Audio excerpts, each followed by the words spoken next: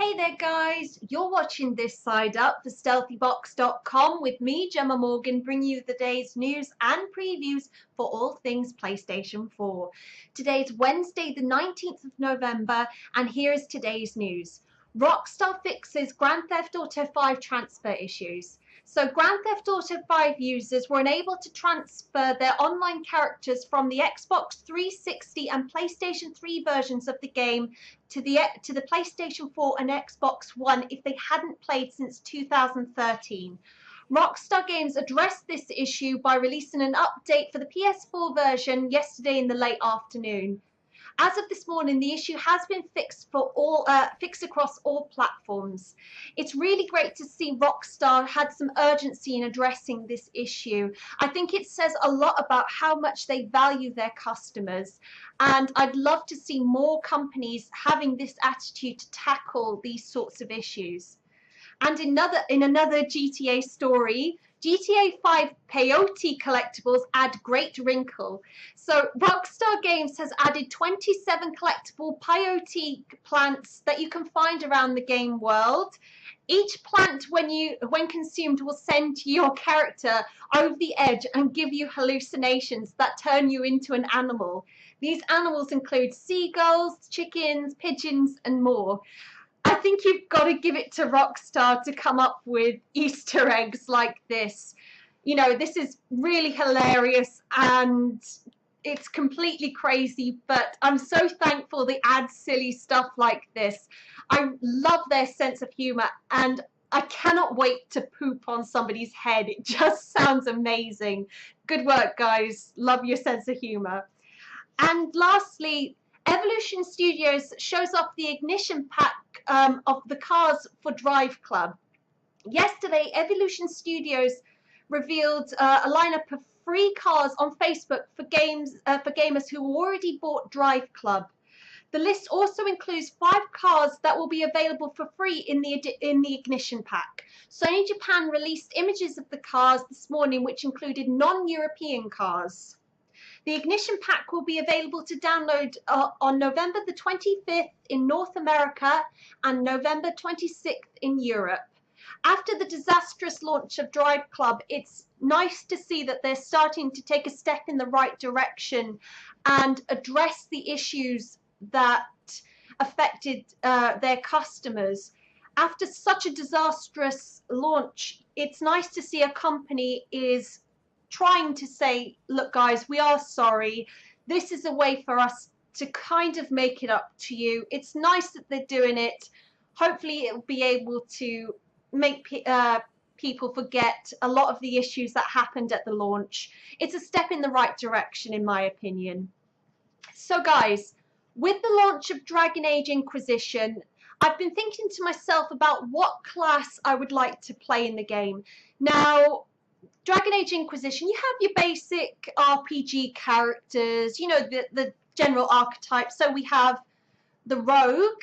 You have 3 subclasses with this. You have assassins, they're your general jump in, strike, kill, stun, all that good stuff. You have the artificer who uses traps and different mechanisms to be able to stun the enemies. You have the Tempest, who uses alchemy to control the battlefield. Now, from the trailer, it seemed to be that they were using different things to slow the enemy. That seemed to be the theme of the Tempest. The warrior, you have the champion, they control the battlefield. It seemed to be your general tank class within the game. You had the Templar, your paladin, your holy knight. They're able to stun enemies. The Reaver, they draw energy from their enemies. AoE, they use AoE damage. They seem to be like the Berserker, the Barbarian type of class. And of course you have to have a mage in an RPG, so we have a Rift Mage. They have command of the Fade, which is a metaphysical realm in the game's lore. You have the Necromancer. You guys all know what a Necromancer is. They control the living and the dead. They're able to raise the dead to fight for them.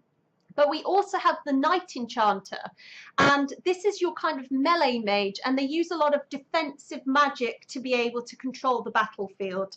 So, with your typical RPG classes, looking at all those pretty cool classes, your typical RPG, what stood out for me was the Knight Enchanter and the Champion. Now, with the Champion, I love the idea of being able to protect your allies. I played a lot of MMOs and I did play a tank at one point, but after a while I became quite self-conscious about my abilities to be able to tank. So I just stopped doing it in the end, and to be able to play it in a sort of safe environment without people shouting at you that you're a noob, you're doing stuff wrong, I really liked that idea. And I love the sword and boards style of play. I love being able to protect your allies. And guys, shields are literally the coolest thing in the world. I love shields.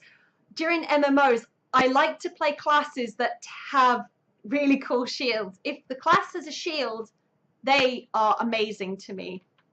I also like the Knight Enchanter.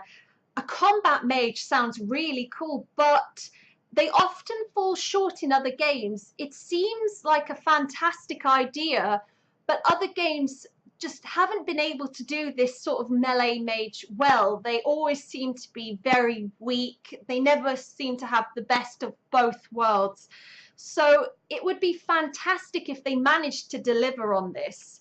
Now, thinking over those two very cool classes, I think I am going to go with the Champion. As I said, I love the idea of being able to tank for my party, protect them, be able to lead the way, and have a massively cool shield.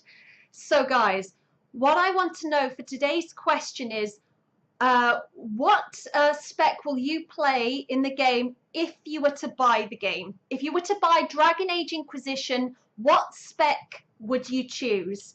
So guys, thank you so much for watching. Remember, if you like this, to subscribe to our channel.